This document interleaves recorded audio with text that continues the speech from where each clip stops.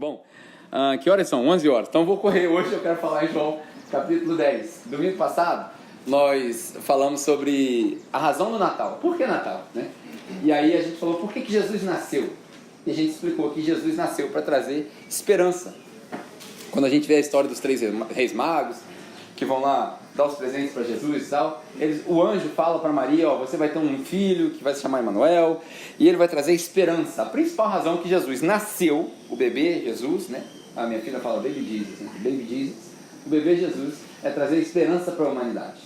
Hoje eu quero falar por que Jesus viveu. E aí, se Deus assim permitir, na semana que vem, para a gente fechar, eu quero falar por que Jesus teve que morrer por nós. Mas por que Jesus viveu. E tudo que eu vou falar está em João capítulo 10. Mas antes, se você abrir sua Bíblia em João capítulo 10, um pouquinho de contexto para você entender o porquê de João capítulo 10. Eu tenho 4 verdades fantásticas que você precisa saber sobre João capítulo 10. Se você não estava aqui na igreja um ano atrás, a gente fez uma série chamada Eu Sou, onde a gente explica a identidade de Jesus, quem é Jesus. É uma série expositiva, 16 mensagens sobre o Evangelho de João. É fantástico. Pode ir lá e ver igual Netflix, sabe, temporada e tal, que você vai aprender bastante coisa. Mas eu vou te dar uma prévia, 4 coisas que talvez você não saiba sobre João capítulo 10. E a primeira delas é a mais profunda de todas. É um negócio que talvez nunca ninguém te falou. Que João capítulo 10 está diretamente ligado ao João capítulo 9. Era uma piada, para poder todo mundo relaxar um pouco. João capítulo 10 vem logo depois do capítulo 9, porque eles estão ligados.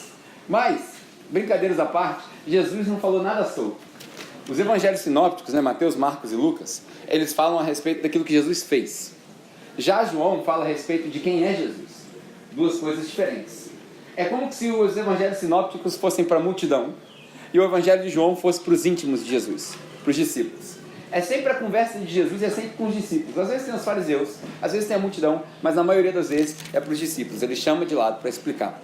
E nada que ele falou em João está solto. Às vezes em Mateus você pega, porque a gente não sabe a historicidade verídica de Mateus, Marcos e Lucas. Às vezes tem pedaço de um pergaminho que pegou aqui, pedaço de outro pergaminho que pegou ali. A gente tem inúmeros documentos e é por isso que a Bíblia é confiável. Na verdade, isso não tira a credibilidade da Bíblia, é por isso que ela é confiável. Mas é um quebra-cabeça. Já João não, João é um pedaço diferente. João tem uma continuidade, um capítulo liga no outro. João não faz sentido você separar capítulo. Se você começar a ler João, você não consegue parar de ler João se você quiser fazer sentido das coisas. E quando chega no capítulo 10, não diferente dos outros, tudo está conectado. Se você lembra, no capítulo 9, Jesus curou um cego de nascença. E aí a Bíblia relata que nunca na história um cego de nascença foi curado. E para piorar, ele foi curado no sábado. E deu um escândalo danado, porque os fariseus queriam expulsar a família dele da sinagoga. E aí você lembra da história, vieram cobrar dos pais. Por que ele nasceu cego mesmo? Aí os pais falaram, ele já é velho, ele que explica ele mesmo. Você lembra dessa história? Quem que lembra dessa história? Curou o cego de nascença, um milagre nunca antes acontecido.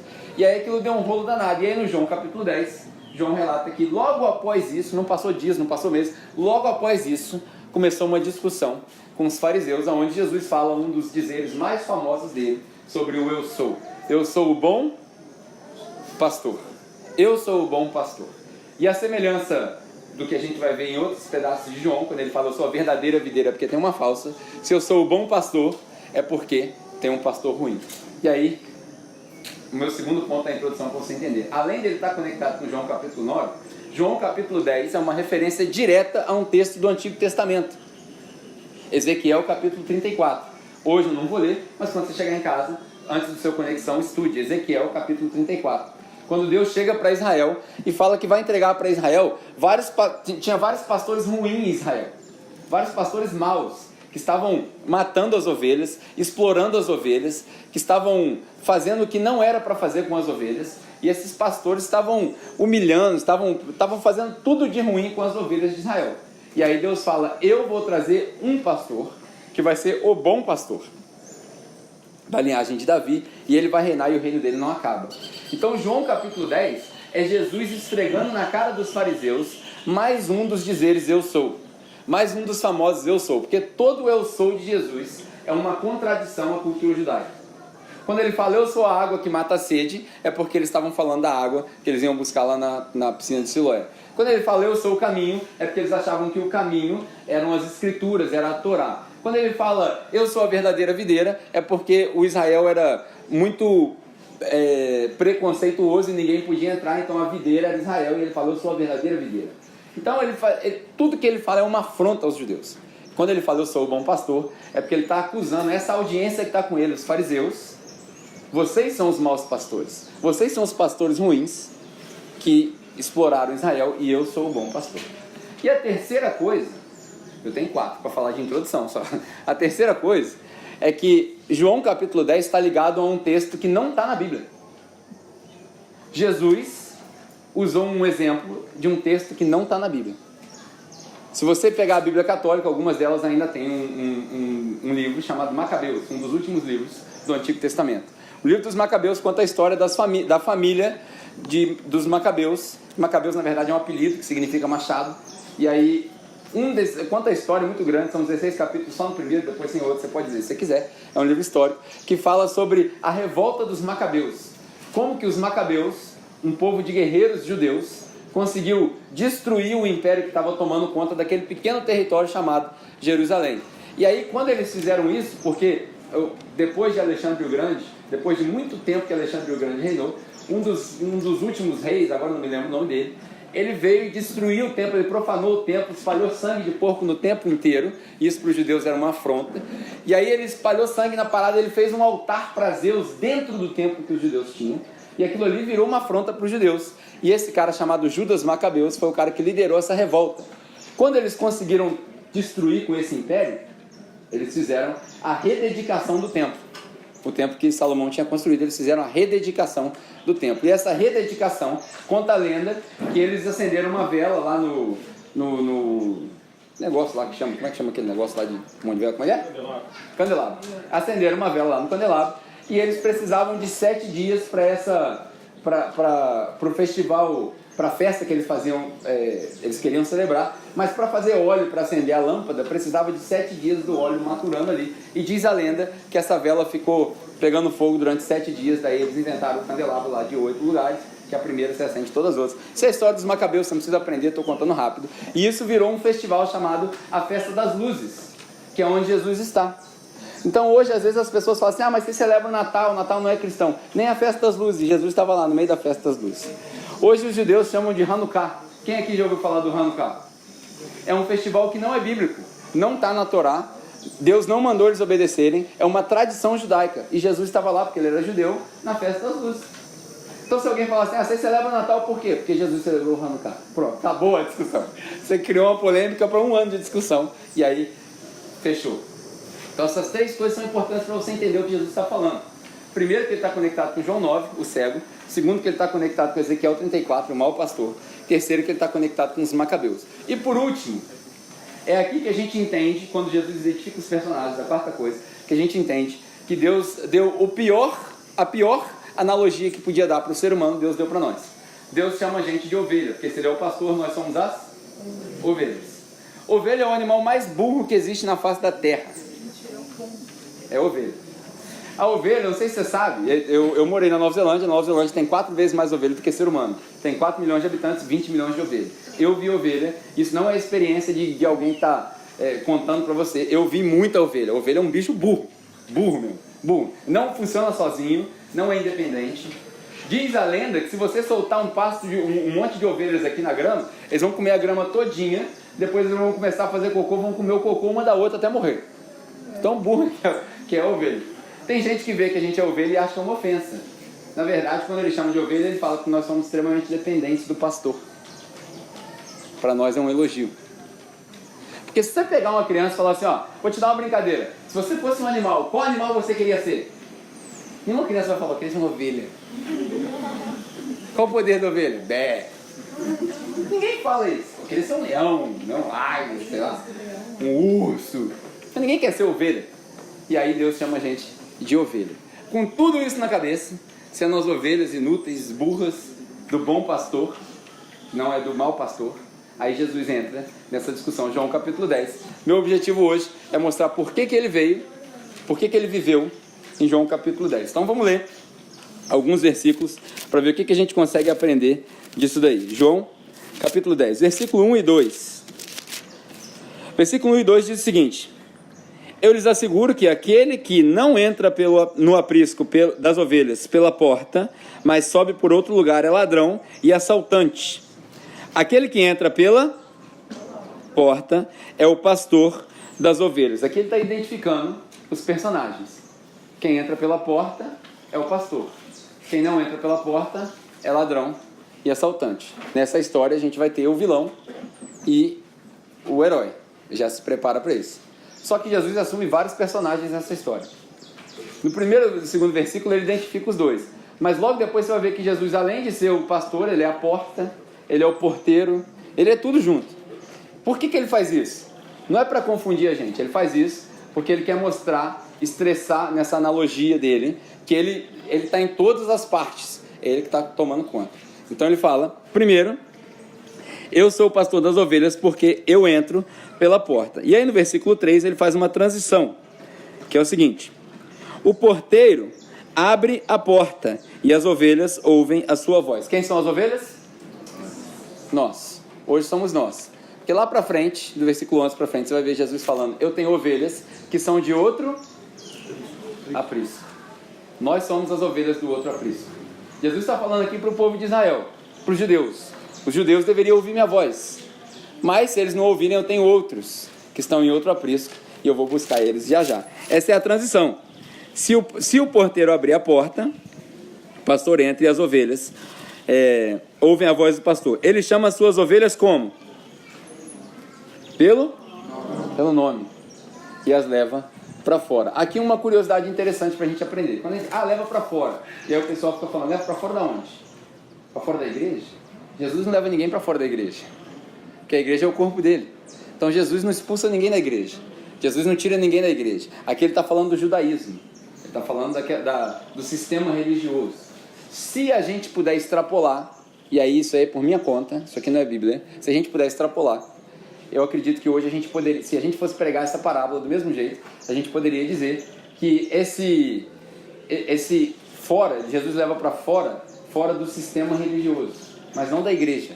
A igreja é uma coisa, o sistema religioso é outra coisa. Precisa saber diferenciar. Jesus faz a mesma coisa hoje. Tem muita gente que congrega em algum lugar, vai num prédio, participa de um louvor, mas não é igreja. Não conseguiu entender o que é ser igreja ainda. E aí, Jesus tira para fora e leva com segurança nessa transição, né? Então, versículo 1 e 2 ele identifica esses personagens. E aí no versículo 4 ele faz o seguinte: depois de conduzir eles para fora, todas as suas ovelhas, ele vai adiante delas, e elas o seguem, porque conhecem a sua voz. Mas nunca seguirão um estranho, na verdade, fugirão dele, porque não reconhecem a voz dos estranhos. Então, primeiro, ele faz o seguinte, a primeiro cenário, aqui nessa discussão até o versículo 10, a gente tem 3 cenários possíveis da cultura judaica. O primeiro é o cenário da casa do judeu.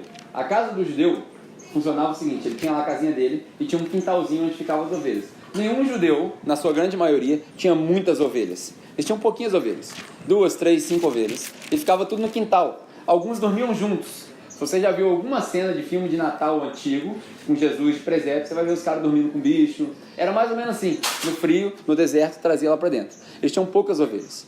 E aí, por que ele fala do porteiro abrir a porta? O pastor não compensava para cada família contratar um pastor. Era muito caro. Pastor de ovelhas. O trabalho do pastor de ovelhas é um trabalho difícil. Hoje em dia o pessoal fala, tem um pessoal amigo meu que me sacaneia e fala assim, você só trabalha domingo, mano. O trabalho do pastor é fácil. Não, o trabalho do pastor é difícil. O pastor ele enfrentava urso, leão. O pastor tinha que passar a noite no deserto, entendeu? Pastor de antigamente, hoje não. Hoje ele só trabalha domingo. Mas o trabalho do pastor é difícil. Nesse cenário aqui que ele está dizendo. Então, as famílias, eles tinham as ovelhas deles, e aí eles contratavam, na vila que morava talvez 10 famílias, eles contratavam um pastor. E esse um pastor era o pastor de todas essas ovelhas. Então, quando ele chegava na casa, o porteiro estava ali, porque o porteiro era o cara do shift da noite, né? Do turno da noite. E aí ele chegava e falava, eu sou o pastor. Quando ele chegava, o porteiro abria a porta. E aqui a gente pode entender que o porteiro é Deus, ou o porteiro é Jesus, ou o porteiro é o Espírito Santo. Ele abre a porta. E aí o pastor entra dentro do aprisco E aí ele chama as ovelhas e as ovelhas obedecem a sua voz. Caso verídico. Uma vez na Austrália, eu vou te contar esse caso verídico. Um cara foi acusado de roubar ovelhas. E aí, nessa da acusação, ele falou, não roubei ovelhas, essas ovelhas são minhas. Porque lá o pessoal ainda guarda ovelhas dentro de casa. Essas ovelhas são minhas. E aí, fizeram a acusação com ele, levou para a corte. Acredite ou não, foi um caso julgado na corte. Pode procurar, isso é fato verídico.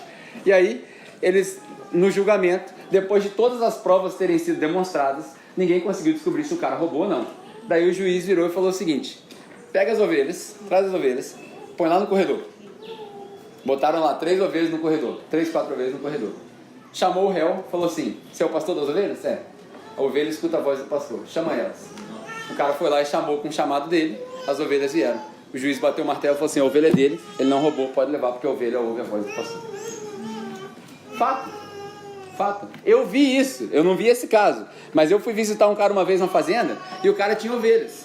E aí o cara saiu para levar as ovelhas de manhã para pastar. Aí eu falei assim, posso tentar? Ele falou, tentar você pode, mas não vai funcionar. E aí eu tentei, ele tinha lá uma flautinha lá que ele fazia um barulho diferente. E eu sei tocar flauta, né? Falei, toco flauta, então eu vou pegar essa parada aí. Peguei, soprei, nada da ovelha vinha. E aos meus ouvidos, o som era igual. E as ovelhas não vinham. E eu saí andando, e o cara virou e falou assim, daí. Saiu andando e as ovelhas foram atrás dele. Por quê? Porque a ovelha ouve a voz do pastor. Esse é o primeiro cenário, lá dentro. Logo lá no versículo 4, a gente muda de cenário. Para nós é difícil identificar isso na leitura, mas para eles é fácil. Por quê? Assim que ele traz as ovelhas para fora, ele leva as ovelhas da vila, deixa as ovelhas aqui, vai na próxima casa, pega as ovelhas, vai na próxima casa, pega as ovelhas. Só que aqui, nesse espaço aqui de fora, era como se fosse a feira. Sabe a feira ali da vila? É a feira. Está acontecendo no mercado, o dia da pastagem, tudo era de manhã. E tinha vários pastores. Porque tinha outras famílias que contratavam outro pastor. Porque você não consegue sair para levar 300 ovelhas para passear. Não funciona assim. São poucas ovelhas. Então tinha vários pastores.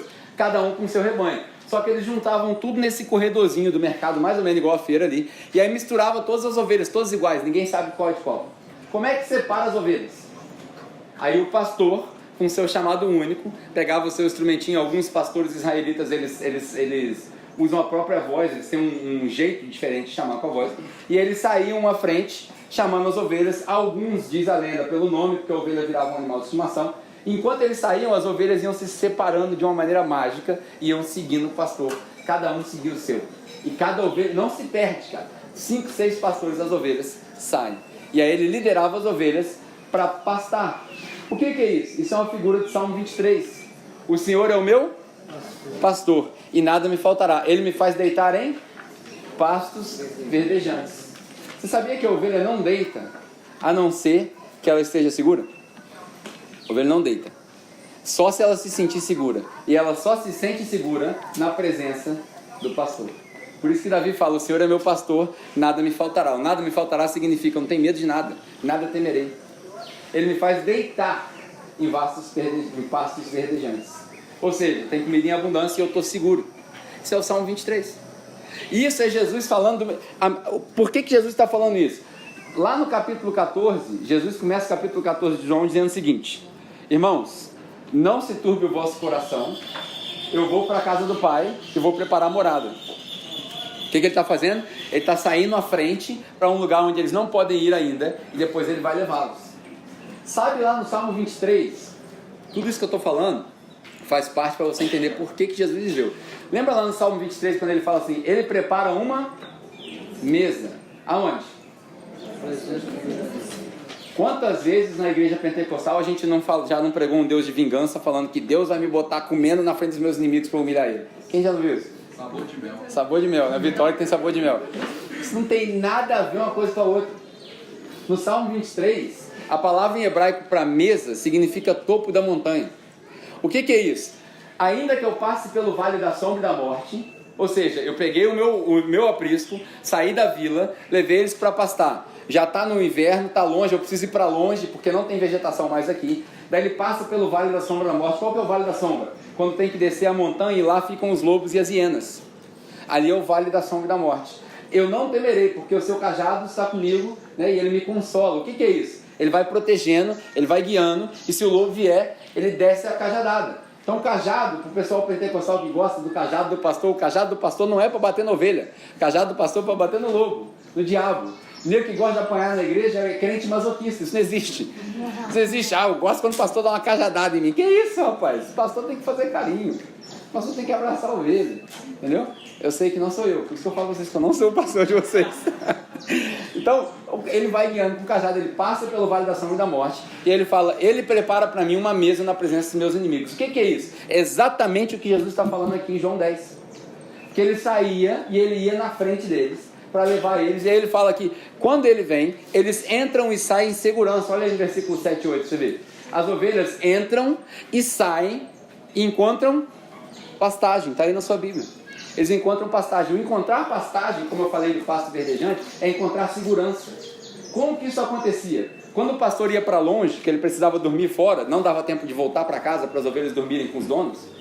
Quando ele ia dormir fora no deserto, ele chegava lá, ele ia primeiro na frente, para ver se não tinha nenhum lobo, para ver se não tinha nenhum urso. Chegava lá no topo da montanha onde era plano. Por que tem que ser no topo? Porque aí dá para ver no horizonte, não tem nenhum animal escondido. E aí ele pegava várias pedras, ele ia de pedra em pedra, rochedo grande, e ele fazia uma parede que ia mais ou menos dessa altura, 1,80 de altura.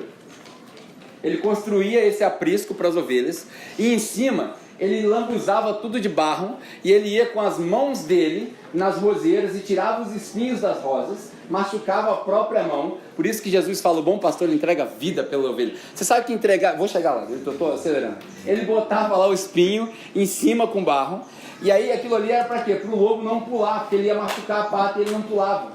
Nessa altura mais ou menos, e lá não tinha porta, porque não tinha como fazer porta. Então o que o pastor fazia? O pastor deitava de noite, cruzando a porta. Ele dormia ali para o rebanho descansar, e se aparecesse um lobo, um urso, ia ver o pastor com um cajado. Alguns colocavam fogo e aí assustavam os bichos.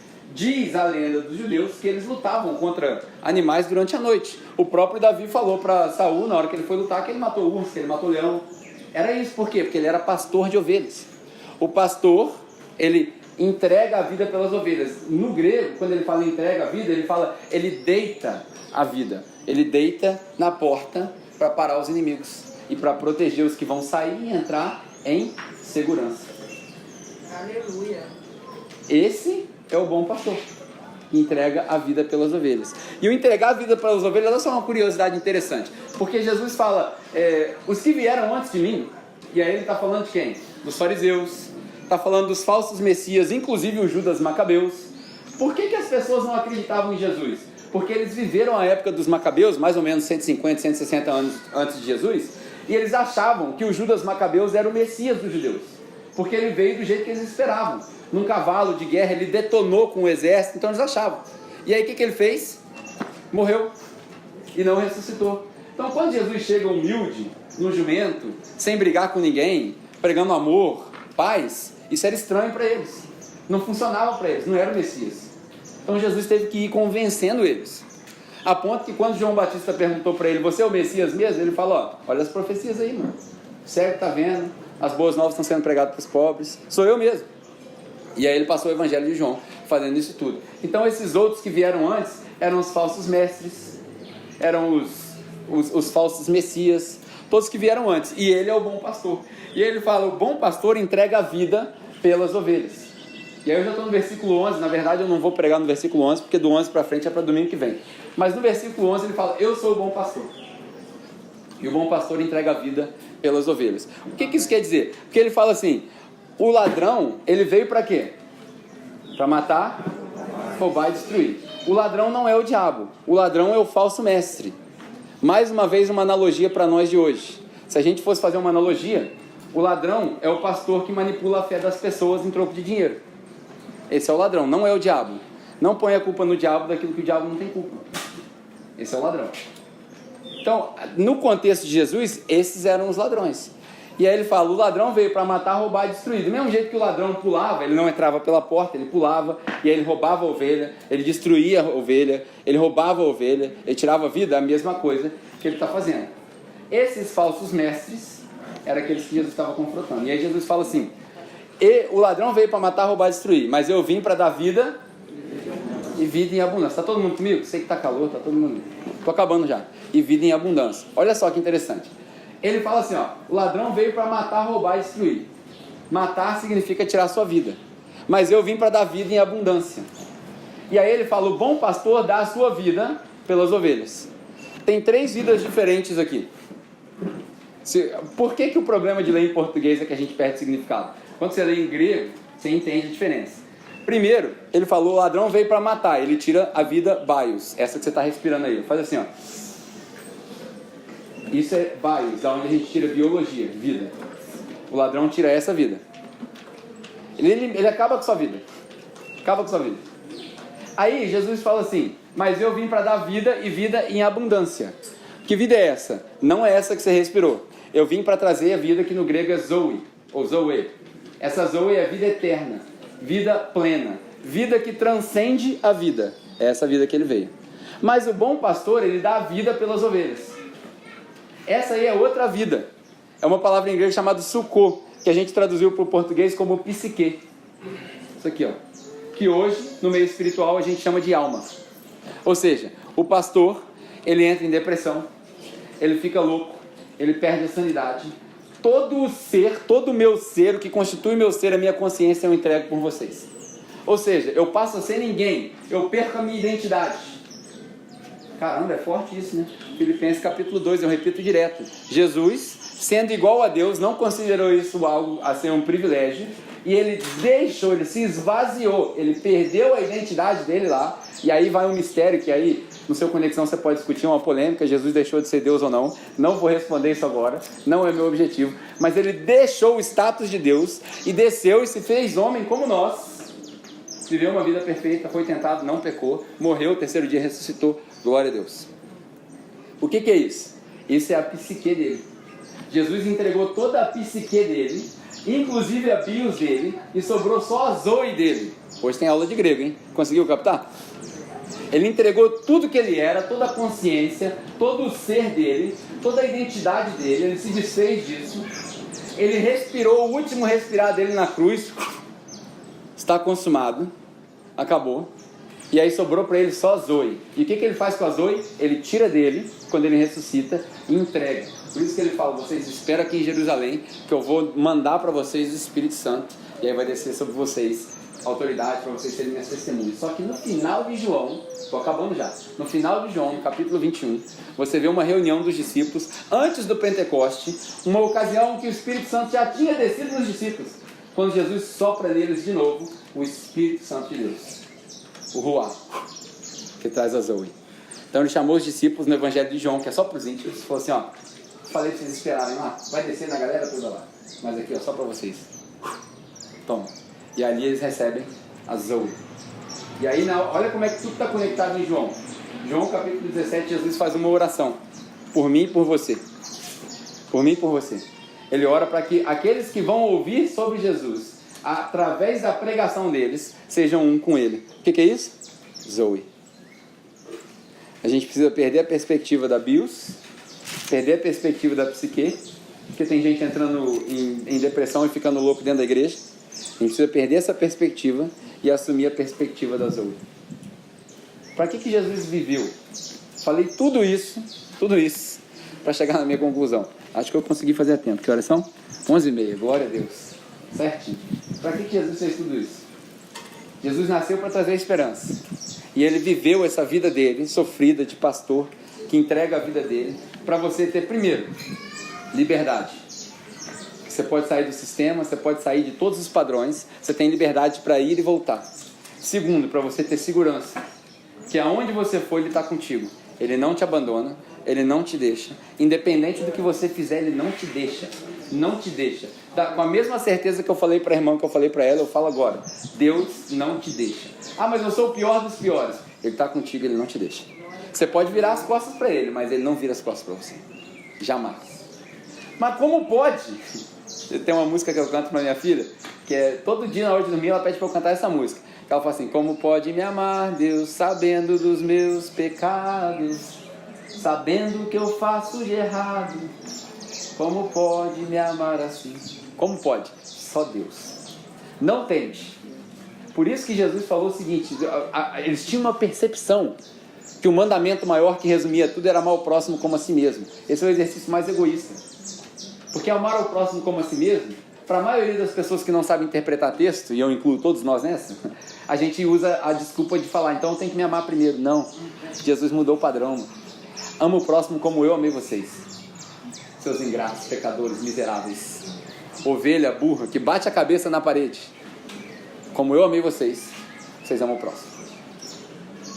Sei qual é a maneira meio dura de encerrar, mas ele veio para você ter liberdade, para você ter segurança e para você ter vida e vida em abundância. Estou falando de material não, estou falando de carro não, embora seja muito bom você ter um carro legal, embora seja muito bom você ter uma casa. Ninguém quer ser hipócrita aqui e falar que é bom viver na miséria. Não é bom viver na miséria, não é bom. Mas não é isso que Jesus está falando. Jesus está falando de uma vida que passa dessa perspectiva.